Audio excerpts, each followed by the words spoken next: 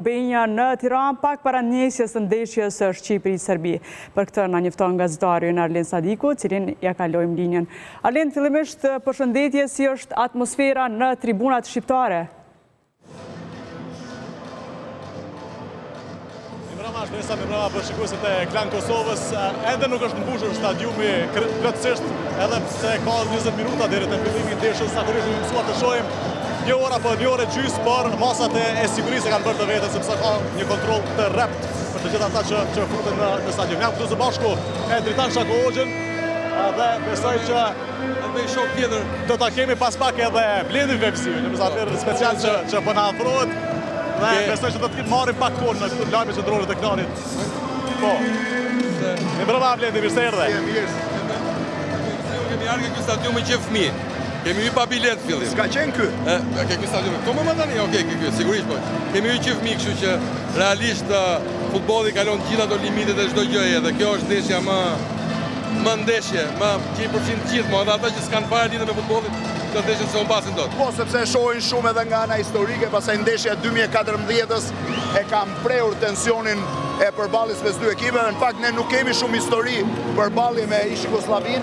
Kemi ndeshje në 1 minutë 46-s që e kemi humbur në fakt në stadiumin Qemal Stafa, edhe pse Shqipëria humbi me Jugosllavin, po u shpall kampione e Ballkanit, që është i vetmi titull në historinë e ekipit shqiptar, dhe pastaj vin ndeshjet e 2014-s, që ishte më Jugoslavia, po ishte Serbia. Që një tension është i madh, vetëm një gjë po i thosha dhe televizioneve të tjera që sjellja e tifozëve shqiptar është shumë më korrekte se sjellja e tifozëve në stadiumin e Beogradit 2014.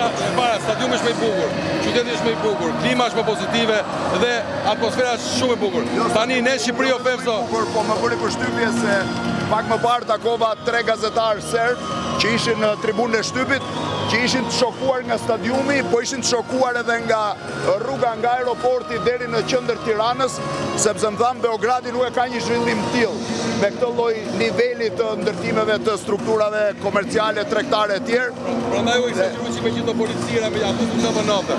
Ishte çike eksagjeruar me gjithë. Sa nevojshme se po të kesh parasysh diçka që mund ndodhi, mund të ketë pasojë shumë të mëdha. Si mendon që do të ndikojnë këto këngët patriotike që kishim dyshim se do të lëshoheshin para ndeshjes me Serbinë? Xhamadani via mora fjalë këngët e Adel Lasharit. Do janë këngët normale të stadiumit, secili ekip zgjedh muzikën që e motivon më shumë, motivet që e motivojnë më shumë, aq më tepër që Shqipëria nuk është vetëm ekipi kombëtar i Republikës së Shqipërisë, është një ekip kombëtar që përfshin tifozërinë e shqiptarëve kudo në botë. Edhe shqiptarë që jetojnë në troje tjera dhe që mund të kenë ekipe tjera përveçsimi. Kur jam i sigurt që shqiptarët e Maqedonisë janë shumë herë më shumë tifozë me ekipin kombëtar të Shqipërisë se me ekipin e Maqedonisë. E njëjta gjë mund të ndodhë për shqiptarët e Malit si e tjerë, kështu që kjo është një lloj muzike që unifikon tifozët shqiptar kudo që janë. Jo, kisha vetëm një gjë. Nëse do luaj sot formacion se unë kam menduar pozicionin tim. Ti çfarë vendi doje me lut? Po kisha pozicion me lut sot. Portier.